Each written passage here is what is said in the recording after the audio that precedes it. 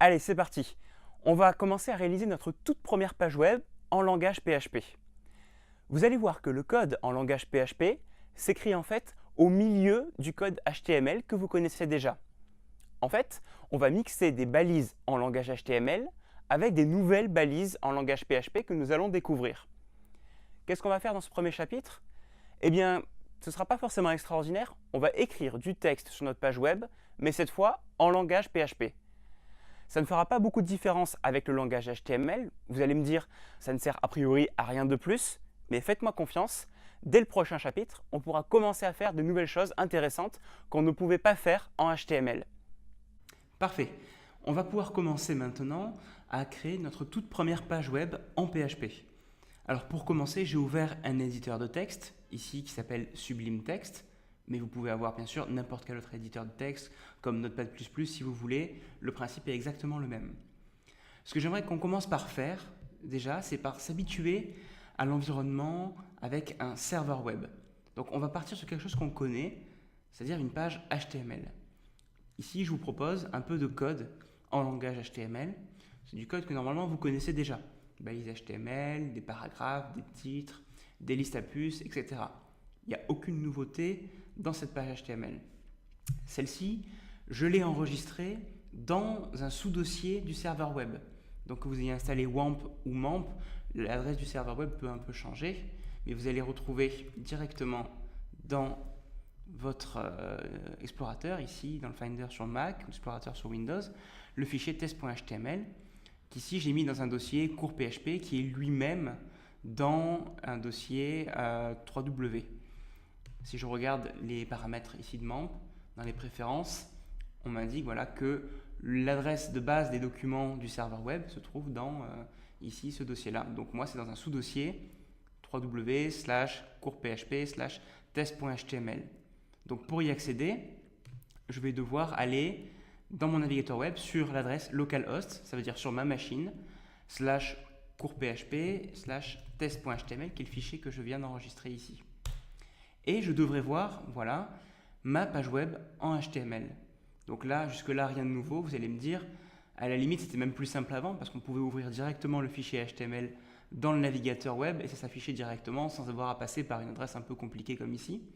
Oui, mais maintenant qu'on va faire du PHP, on va être obligé d'utiliser ce type d'adresse parce qu'en PHP, on ne peut exécuter le code que si on passe par un serveur web comme on le fait ici. Attention, quand vous développez en PHP, vous créez des fichiers .php que vous ne pouvez pas lire directement depuis votre navigateur web.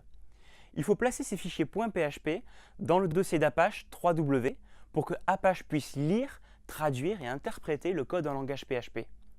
Ne soyez donc pas étonnés si, quand vous développez en PHP, la barre d'adresse de votre navigateur commence par localhost. C'est parfaitement normal quand on développe en PHP. Cela veut dire que Apache est en train de lire et de traduire le code en langage PHP. Alors intéressons-nous maintenant à l'insertion de code PHP. En fait, le code PHP va s'insérer au milieu du code HTML que vous connaissez déjà. En fait, on peut placer du PHP à peu près n'importe où dans ce code. Je vous propose un exemple. Ici, c'est quasiment le même code, mais j'ai ajouté des balises PHP. Vous voyez qu'il y en a une ici et une autre ici.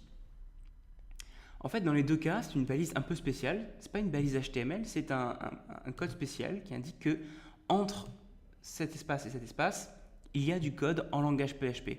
C'est-à-dire qu'on change de langage au milieu de la page et que maintenant on passe en PHP. Alors, la balise, vous voyez, commence comme ceci. Je vais l'écrire ici aussi, avec un point d'interrogation, PHP. Ensuite, vous écrivez ce que vous voulez, le code PHP en fait, et vous terminez par point d'interrogation. Et vous fermez les chevrons. Et vous pouvez faire ça sur plusieurs lignes. C'est-à-dire qu'un code PHP peut très bien durer sur plusieurs lignes comme ceci. Voilà. Le code PHP, vous pouvez aussi le placer, pas seulement entre les balises, mais des fois à l'intérieur même des balises. Vous pouvez très bien imaginer un code PHP ici. Mon code PHP ici. Voilà. Là, ça veut dire que ici, là, il y a du code PHP. Ça peut être au milieu d'une balise HTML, ça ne pose pas de problème.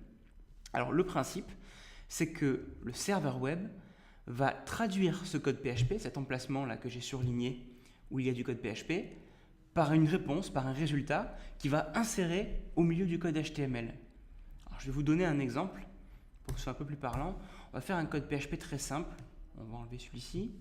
On va juste s'intéresser à ce code PHP. Pour l'instant, il y a juste un commentaire. Commentaire qui indique juste à quoi sert le code. Pour l'instant, il n'a aucun effet. Donc, si on enregistre la page juste comme ça avec le commentaire, en fait, il ne va rien se passer. C'est-à-dire qu'à la place de ça, on va retrouver rien du tout. C'est-à-dire que ça sera juste enlevé. Alors, on va faire l'essai. On va enregistrer la page. Voilà. Je vais l'enregistrer à côté de mon test.html que j'avais fait tout à l'heure. Sauf qu'ici, je vais l'appeler test.php. Je peux l'appeler n'importe comment. Ce qui compte, par contre, c'est quelle est l'extension .php. J'enregistre. J'indique bien que je veux utiliser PHP. Voilà. Et ensuite, je retourne dans mon navigateur web et je vais cette fois sur test.php. Voilà. Et en fait, vous allez voir, ici, on a cette page contient du code HTML avec des balises PHP. Voici quelques petits tests. Mais au milieu, là, la balise PHP n'apparaît pas du tout parce qu'il ne se passe rien, parce qu'on ne demande rien au serveur PHP.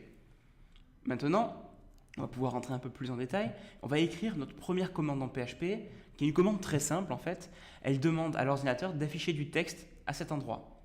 Donc si je fais echo, ça veut dire écrire du texte, et je mets des guillemets et un point virgule pour terminer la commande, ça c'est très important. Et au milieu, j'écris le texte que je veux. Par exemple, bonjour, comme ça. J'enregistre.